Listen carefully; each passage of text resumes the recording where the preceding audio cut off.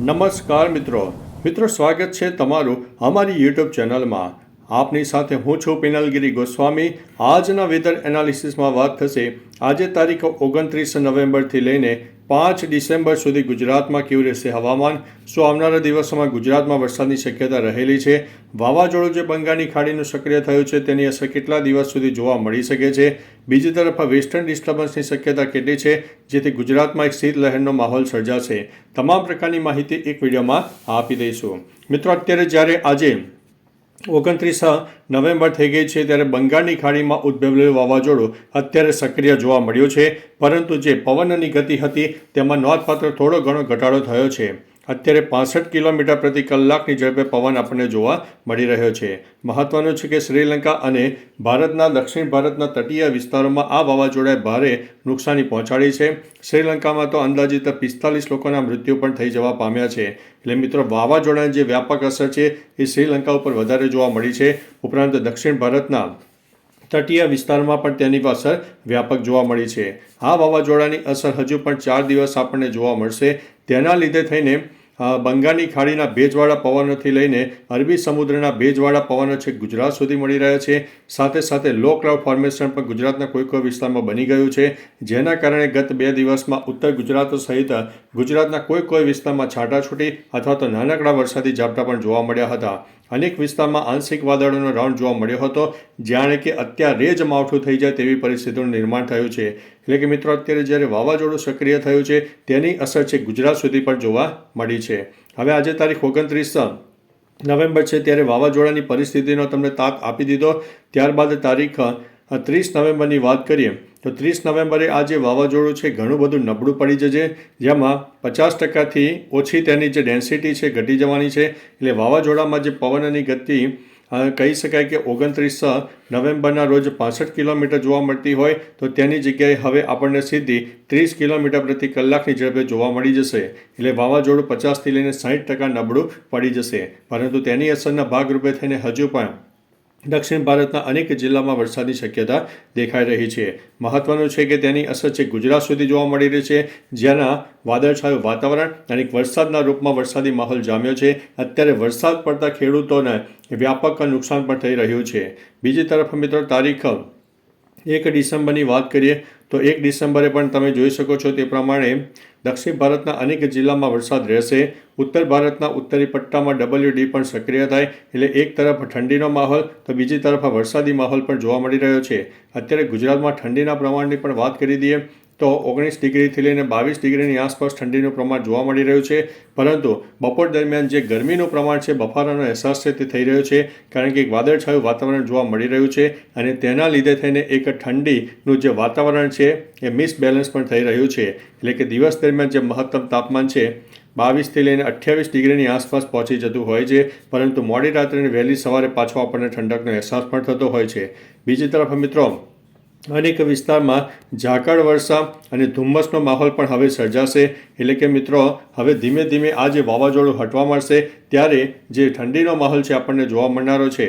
આવનારા દિવસોમાં WD વધારે મજબૂત થાય, જેની અસર રાજસ્થાન અને ગુજરાત સુધી જોવા મળશે અને ફરીથી ગુજરાતમાં એક 4 અથવા તો 5 ડિસેમ્બર બાદ એક ઠંડીનો રાઉન્ડ પણ જોવા મળનારો છે। ત્યારબાદ મિત્રો તારીખ 2 ડિસેમ્બરની વાત કરીએ તો 2 ડિસેમ્બરે વાવાઝોડું ઘણું બધું નબળું પડી જશે। ઉત્તર ભારતના ઉત્તરી પટ્ટામાં WD સક્રિય થાય, અનેક વિસ્તારમાં બરફ વર્ષાનું પણ પ્રમાણ જોવા મળશે। એટલે કે તેની જે શીત લહેર છે ગુજરાત અને રાજસ્થાન સુધી આપણને જોવા મળનારી છે। ત્યારબાદ મિત્રો તારીખ 3 ડિસેમ્બરની વાત કરીએ તો 3 ડિસેમ્બરે પણ વાવાઝોડું ઘણું બધું નિષ્ક્રિય થઈ જશે, પરંતુ તેની અસરના લીધે થઈને 3 ડિસેમ્બરે દક્ષિણ ભારતના અનેક જિલ્લામાં વરસાદ પણ થઈ શકે છે। 4 ડિસેમ્બરની વાત કરીએ તો 4 ડિસેમ્બરે પણ વાવાઝોડાની ડેન્સિટી ઘણી બધી નબળી પડી જશે અને દક્ષિણ ભારતમાં ધીમે ધીમે વરસાદી માહોલ પણ હટવા માંડશે। બીજી તરફ મિત્રો તારીખ 5 ડિસેમ્બરની પણ વાત કરી દઈએ તો 5 ડિસેમ્બરે પણ એક WDની અસરના લીધે થઈને ગુજરાત સુધી શીતલહેર જોવા મળશે અને વાવાઝોડું ટોટલી કહી શકાય કે 100% તે હવે વિખરાઈ જશે, જે 5 ડિસેમ્બરે આપણને વાતાવરણ જોવા મળી શકે છે। હવે મિત્રો સેટેલાઇટ બેઝના માધ્યમથી જાણવાનો પ્રયત્ન કરીશું કે વાવાઝોડાની જે ડેન્સિટી છે કેટલી છે અને હાલના દિવસોમાં તે કેટલી શક્યતા વરસાદ માટે આપી શકે તેવી સંભાવના છે। હવે મિત્રો તમે જોઈ શકો છો કે ભારત અને તેની આસપાસ 3 વાવાઝોડા મજબૂત રીતે સક્રિય થયા છે. 29 તારીખના અહેવાલ મુજબ જોઈ શકો છો કે વાવાઝોડાની તીવ્રતા હજુ પણ રહેશે. અગાઉ આપણે જણાવ્યું તે પ્રમાણે 65 કિલોમીટર પ્રતિ કલાકની ઝડપે હજુ પણ પવન ફૂંકાઈ શકે છે. તારીખ 30 અને 1 ડિસેમ્બરથી આ વાવાઝોડાની જે તીવ્રતા છે ઘણી બધી નબળી પડી જવાની છે. મહત્વનું છે કે મિત્રો અત્યારે ગુજરાત ઉપર સેટેલાઇટ બેઝના માધ્યમથી તમને કોઈ વરસાદી વાતાવરણ નહીં દેખાય, પરંતુ હજુ પણ તમને જણાવી દઈએ કે લો ક્લાઉડ ફોર્મેશન અને ગુજરાતમાં ભેજનું પ્રમાણ વધારે જોવા મળી રહ્યું છે. હજુ પણ ગુજરાતમાં આગામી 2 થી 3 દિવસ એક વરસાદી માહોલ કોઈ જિલ્લામાં જોવા મળી શકે છે. મહત્વનું છે કે ઉત્તર ગુજરાતના અનેક ભાગોમાં ગત 2 દિવસમાં અનેક વિસ્તારોમાં માવઠાની શક્યતા દેખાઈ હતી. તે પ્રમાણે પણ માવઠું થયું હતું અને આપણે અગાઉ પણ માહિતી આપી હતી કે સેટેલાઇટ બેઝના માધ્યમથી તમને વરસાદ નહીં દેખાય, પરંતુ એક લો ક્લાઉડ ફોર્મેશન અને ભેજના વધુ પડતા પ્રમાણને કારણે જે તે જગ્યાએ લોકલ ડેવલપમેન્ટ સર્જાઈ જતું હોય છે અને જે તે જિલ્લામાં થોડો ઘણો વધુ વરસાદ પણ થઈ જતો હોય છે, જે અત્યારે નુકસાનીવાળો વરસાદ પણ કહી શકાય છે. ત્યારબાદ મિત્રો તારીખ 30 નવેમ્બરની વાત કરીએ તો 30 નવેમ્બરે પણ વાવાઝોડું સક્રિય રહેશે, પરંતુ જેની તાકાત છે તાકાતમાં 50 થી 60% ઘટાડો આપણને જોવા મળશે. એટલે મહત્વનું છે કે આગામી 72 કલાક ખાસ કરીને આપણે સાચવવું હજુ પણ જરૂરી છે. ત્યારબાદ મિત્રો તારીખ 1 ડિસેમ્બરની વાત કરીએ તો 1 ડિસેમ્બરે પણ વાવાઝોડું ઘણું બધું નબળું પડી જશે. શ્રીલંકાના અનેક ભાગોમાં તેની તીવ્રતા હજુ પણ જોવા મળશે, પરંતુ શ્રીલંકામાં પણ 1 ડિસેમ્બરથી વાવાઝોડું ઘણું બધું નિષ્ક્રિય થઈ જશે. તેની અસર ફક્ત 30% સુધી જોવા મળે તેવી સંભાવના છે, જે નુકસાનીવાળી શક્યતા દેખાતી નથી. ત્યારબાદ મિત્રો તારીખ 2 ડિસેમ્બરની વાત કરીએ તો 2 ડિસેમ્બરે પણ વાવાઝોડું વિખરાઈ જશે. અનેક જિલ્લામાં વરસાદ જે વધુ પડતો થતો હતો ત્યાં પણ વરસાદ ઓછો થઈ જશે. તારીખ 3 ડિસેમ્બરની વાત કરીએ તો 3 ડિસેમ્બરે ઘણું બધું વિખરાઈ જશે. ઉત્તર ભારતના ઉત્તરી પટ્ટામાં WD સક્રિય થઈ જશે. રાજસ્થાન અને ગુજરાત સહિત અનેક જિલ્લામાં એક ઠંડીનો માહોલ ફરીથી સર્જાઈ જશે, કારણ કે જે વાદળછાયું વાતાવરણ છે તેનું બોન્ડિંગ છે તે તૂટી જવા પામશે અને ધીમે ધીમે ઠંડીનો માહોલ સર્જાઈ જશે.